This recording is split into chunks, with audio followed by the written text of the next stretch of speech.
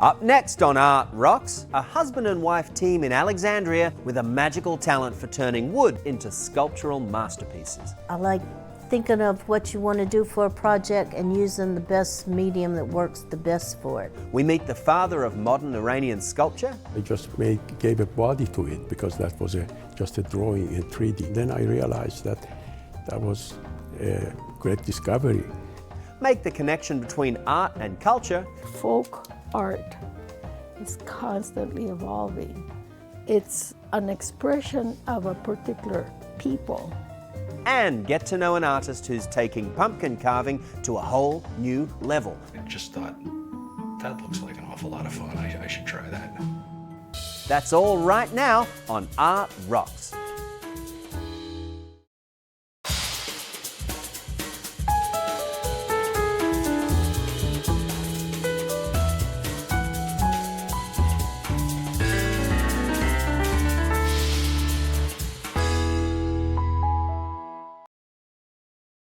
Art Rocks is made possible by the Foundation for Excellence in Louisiana Public Broadcasting and by viewers like you. Hello and thank you for joining us for Art Rocks. I'm James Fox Smith, publisher of Country Roads magazine. It's an oft-repeated trope that in relationships, opposites attract. But one Alexandria couple has discovered that when it comes to creating arresting, large-scale art installations, they are always on the same page.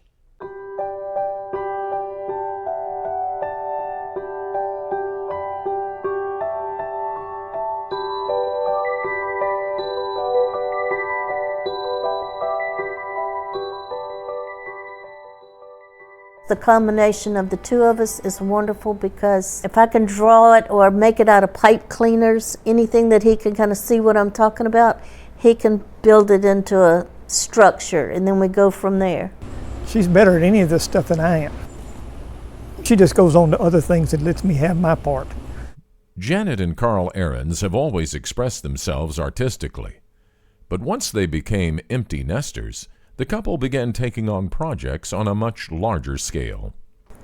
We were in charge of Mardi Gras ball for, a crew of women, and they're gypsies. And so every year we did their decorations, and it was kind of a year-long event. Every year was a different theme. So Carl built some big pieces for those, and we would build on the theme. We've done an elephant that you can ride on, has a howdah on the top of it, and it was all decorated and painted.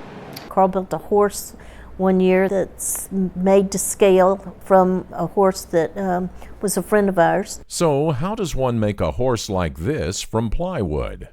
Carl says he carved the head and then built the frame of the horse from plywood. He then used a special saw to cut strips of wood that were 1/8 of an inch thick and then delicately and painstakingly wrapped it around the frame to capture the grace and power of a living, breathing horse. Carl says this project only took a couple of months of working nights and weekends. Between the two of them, the couple is willing to tackle just about any medium. I like thinking of what you want to do for a project and using the best medium that works the best for it, I guess you'd say. So it could be wood, it could be iron, it could be clay, paintings, anything that kind of like it all. And I love doing a show that puts it all together. You know, it's how many different ways can you do something. My favorite is concrete. We started out with this bench that's in the garden, and we like that. Then I've done 3 or 4, I guess, no, 5 heads. One is right here by the back door. It's out of concrete, that are planters that you can put a plant in. Concrete wears you out, and it wears your arm out. So I decided I better get into something a little bit lighter, so I started doing pottery. I like to do hand building, and I also throw.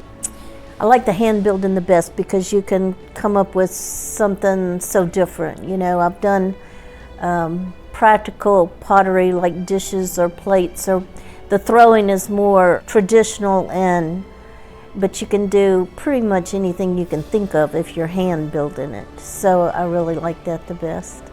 There's a lot to know about glazing. And when you get a piece that you really like and you like the way it turned out, it's like a miracle, because sometimes the glazes aren't always the same color as they're going to turn out. You really have to use your imagination and think of how you want it to turn out. I think that Frida head is fantastic.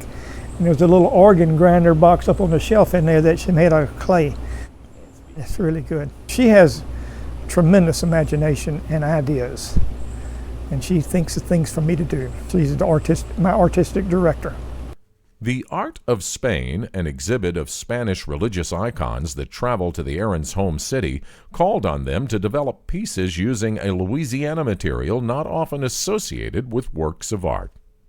We cut cypress knees and made angels out of the cypress knees, because it was the biggest thing I could think of for these huge round tables in this huge room. What could you make angels out of that would be substantial enough to show up in this room? And so we did angels from every walk of life, really. Carl's experience working with wood goes all the way back to his childhood. I've always done carving. I whittled when I was a kid. I always liked to carve. I just never thought about doing it seriously on any scale. I went out fishing trip out west and saw some totem poles and took a picture of some of them, and my brother just happened to have a big cedar tree fell in his yard and brought it to me, and I said, well, that's a totem pole. You get inspired. You see something, you think of what it could be, and you become inspired to do it, to make it. Not only does the couple work seamlessly together in tandem, Janet particularly enjoys collaborating with other artists, as she did in a recent show where each artist was responsible for his or her own table setting. It was a very successful show. It was interesting. Each person just went over and above and knocked themselves out doing it, and it was so fun to see it all together, because every person's was very detailed. We know the ones that are good at this and good at that, and when you put them all together, it just comes out so great. And that's kind of how whatever we do together is better than just one of us doing it. The Ahrens home and garden serves as a beautiful showcase of their diverse, striking body of work. And they say most of their shows are sellouts. As artists, neither Janet nor Carl had any formal training. They simply learned from doing and redoing until the concepts in their mind's eyes took shape.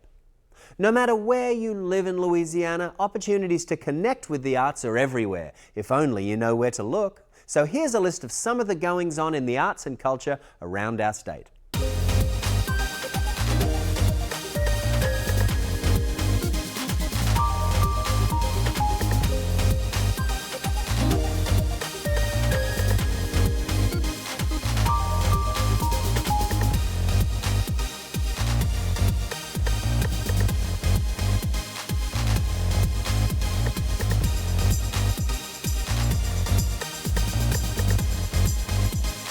To learn more about these and other events in Louisiana, visit lpb.org/artrocks or pick up a free copy of Country Roads magazine.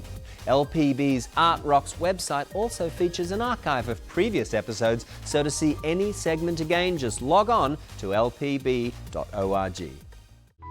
Influential Iranian sculptor Parviz Tanavoli was born in Tehran, but he's lived in Vancouver, Canada since 1989. Influenced heavily by his native country's history, culture and traditions, Tanavoli's work appeared at the Davis Museum at Wellesley College in Massachusetts, giving visitors an introduction to the man considered the father of modern Iranian sculpture. He's like a blank spot on the radar of the U.S. consciousness in the arts. That's unthinkable and it's unforgivable. So here we have this amazing opportunity to redress the situation. The situation is that Parviz Tanavoli is regarded as one of the world's leading contemporary artists and certainly the highest-selling Iranian one. For 60 years, he's produced sculpture, painting, and jewelry, all rooted in Persian myths and culture. And yet the 77-year-old artist is only receiving his first major U.S. exhibition now at the Davis Museum, says its director, Lisa Fishman. Parviz has been collecting, tribal materials, handicrafts, and artisanal wares for decades. And what he's demonstrated through that activity is the kind of richness, the visual richness, the material richness of the common landscape of daily life in Iran. Well, I must tell you, culture is flourishing. For as long as he can remember, Tanavoli says he's been enamored with poetry and music. It became his wellspring as a child growing up in Tehran, and today it colors his descriptions of his work. Cages are a recurrent theme. For most people, cage is like a jail, like a prison, but not to me, no. In my culture, poets talk about their chest as a cage. In that chest, there is a nightingale singing all the time, gets agitated, and that's what causes the poet to write poetry. There is an optimism and beauty that has infused Tanavoli's work, even when it wasn't present in his life. The Iranian Revolution forced him to become an absent artist. There were a lot of difficulties to make a sculpture. There was no fuel, no power, and very little could have been done in my studio. That's why I started mostly reading, researching, and traveling the country. At the end, when I think about it, it was very fruitful and very much of learning for me. Because it caused you to do things you wouldn't have? Yes, exactly. Maybe if it wasn't due to all these turbulences, maybe I would have continued repeating myself in my art. Throughout war, Tanavoli literally continued to make something out of nothing. Heech is the Farsi word for nothing, and in the 1960s, Tanavoli began interpreting the word as it exists in the form of its Arabic script. The Heech is now a project 50 years running. I just gave a body to it because that was just a drawing in 3D. And that was only the start of it. And then I realized that was a great discovery because it was very elastic and was very adaptable with other objects. Does it have a character for you, a personality? Each doesn't have a gender. I mean, this is a good question. Sometimes each becomes like the beloved is a female, and sometimes is like a friend, a male. And so to me, it's a genderless sculpture. Today, Tanavoli produces his work from studios in both Vancouver and Tehran, although he's currently embroiled in a suit with Iranian authorities. The mayor of Tehran, who was a cultured man, he expressed his love to have to turn my house into a museum with some of my artworks, and I accepted it. I thought that was a great idea. But then, soon after him, Ahmadinejad became the mayor. He wasn't a culture man. He didn't like any of that, and he closed my museum down. And I had to fight for nearly 6 years to get my house back, but my artwork were taken away. Even so, for his lifetime of prolific output, Tanavoli remains an iconic figure in Iran. His optimism is just as pervasive. Will you ever slow down? Not so far. Not so far. The age hadn't changed me, and I work the same as I used to do 20 years ago, 30 years ago. I don't get tired of my work, I mean. You're lucky. I think there are a lot of people who wish they could say that. I think I'm lucky.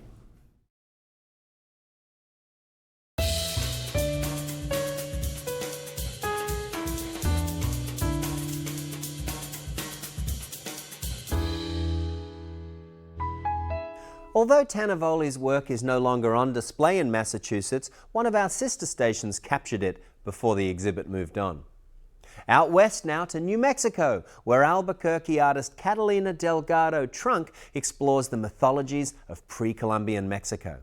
She shares inspirations drawn from the sophisticated Mesoamerican cultures that flourished for more than 4,000 years before the first contact with Europeans. Let's take a look.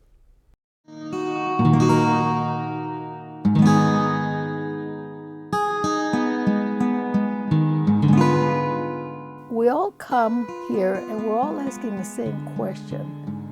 Where do we come from? Why in the world are we here? And where are we going? And every civilization or every culture, every group has to answer those questions for themselves because it gives it a meaning to your own personal life.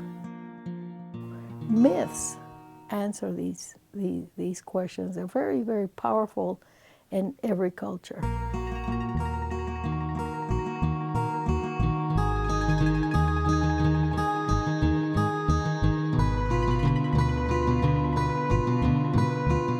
As an immigrant, I lived between two worlds.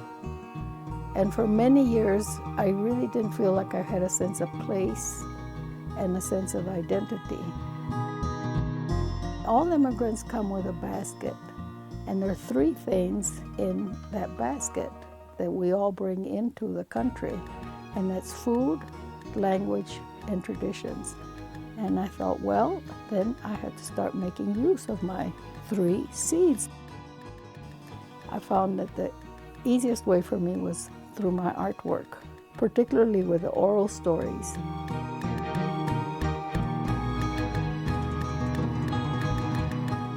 I am a folk artist, okay? I work papel picado, which is cut paper, and it's called papel cortado or papel picado. Either way, it has a very long history. You have to remember that folk art, in whatever discipline it's expressed, is constantly evolving. It's an expression of a particular people, of who they are, their identity.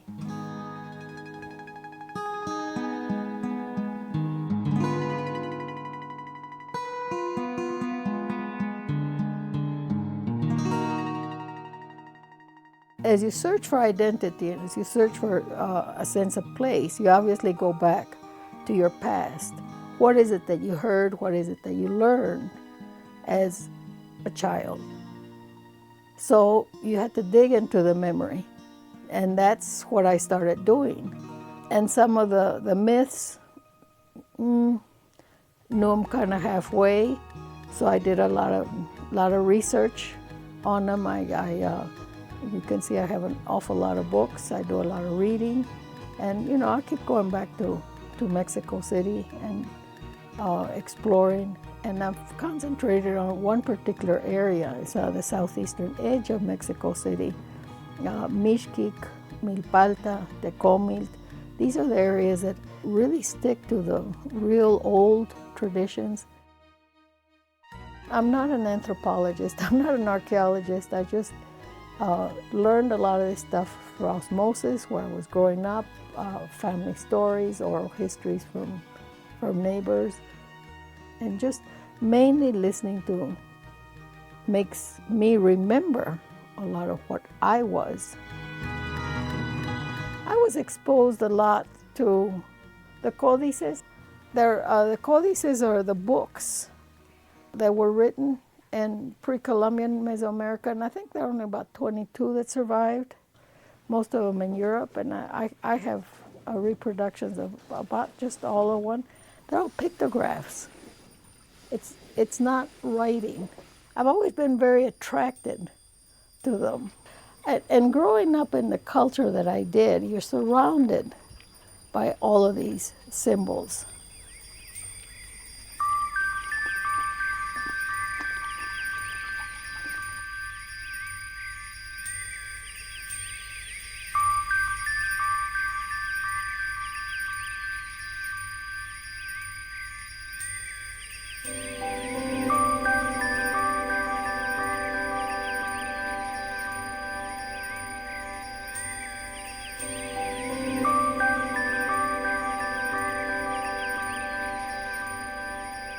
What's interesting in Mesoamerica, the idea of sin, heaven, hell simply did not exist.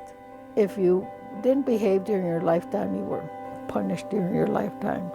But where you went after you died had nothing to do with how you live. It had everything to do with how you died. If you died as a warrior, you went to the sun god as an eagle, and you carried the sun from dawn until noon. then you'd come back as a hummingbird in the afternoon carrying messages. If you died in childbirth, you also joined the sun and carried the sun from noon until sunset, and in the morning you'd come back as a butterfly, the monarch butterfly, to bring the hearts of the warriors to the sun. Children that died before the age of 5 went to the land of the nursemaid tree, which was a big tree that dripped milk. And the little children would be restored back to health with this milk. And if you died of old age or another disease or whatever, you went to the Mictlan, the land of Mictlan Tecutli, the lord of the underworld. And it took you 4 years to reach there. You had to go through 9 different obstacles. And it was during those 4 years that families were duty bound to give you the food and the tools necessary to reach the Mictlan. That's your roots of your Dia de Muertos in Mexico.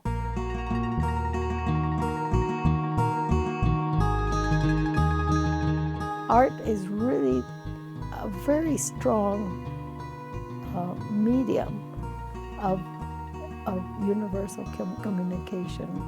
When you start seeing the humanity of all of us, that we're all here in this little planet all together, and we all have different life experiences, and when you share them, then you have a greater sense of understanding.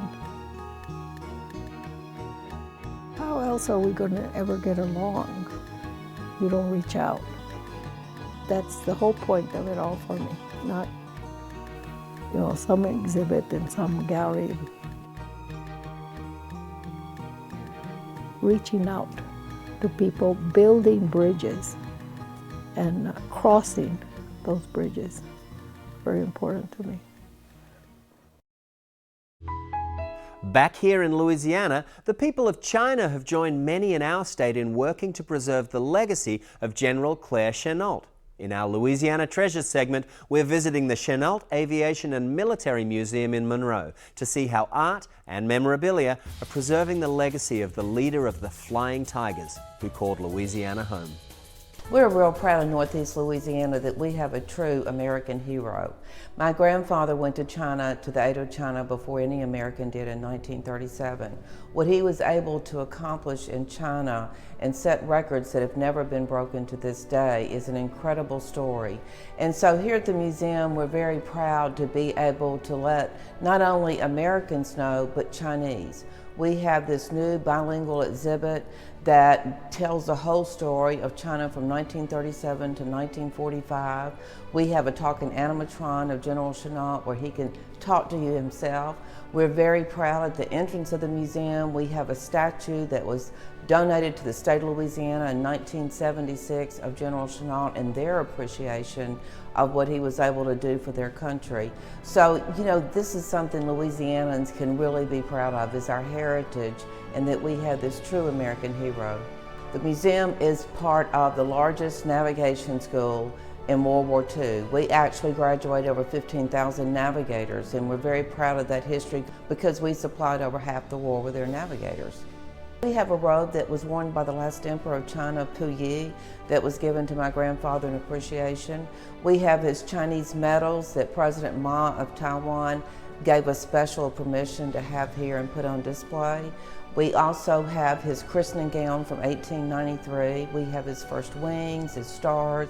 We have the largest collection of Chennault memorabilia than any place in the United States.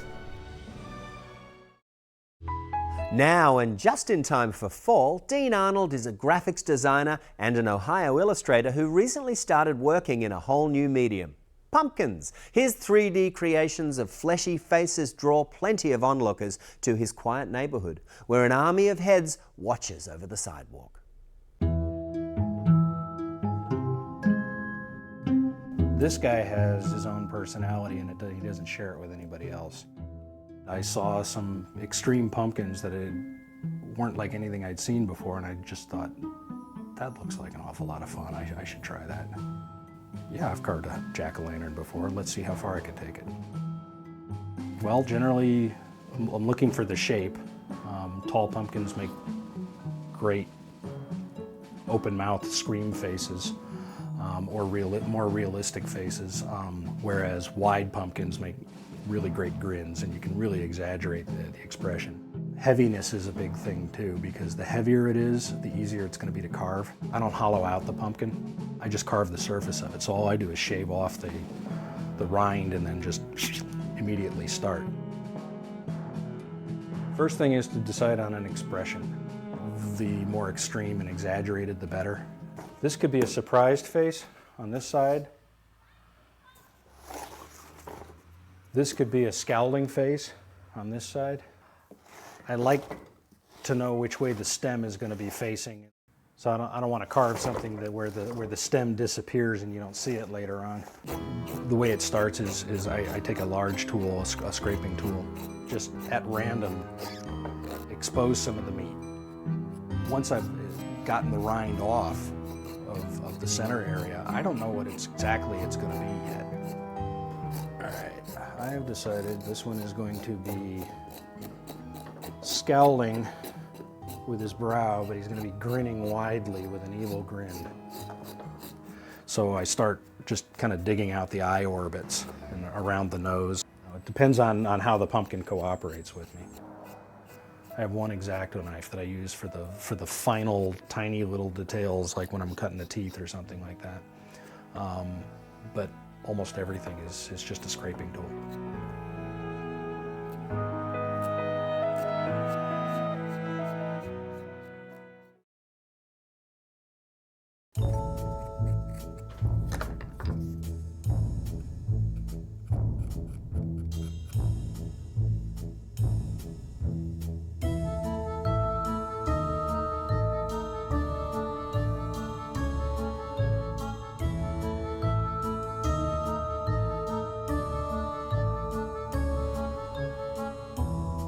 These things are like sandpaper. It's like great smoothing tools. Whenever I get to this point, I have this overwhelming memory trace of when I'm at my dentist and my dental hygienist is flossing me. They all rot. They all rot at about the same pace, but they generally last about 2 days before the nose starts to shrivel up and dry, and usually by the time I do throw them out, I have to use a shovel. Last year it was just an experiment to see if I could do it. This year is less of an experiment. The experiment's still there, but now it's to see how well I can do it. I'm nuts, are you kidding? It's a compulsion.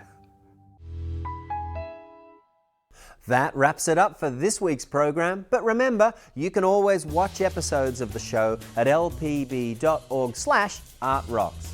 And want more? Country Roads is a great place to find out about what's going on in the arts across the state. Until next week, I'm James Fox Smith, and thanks for watching.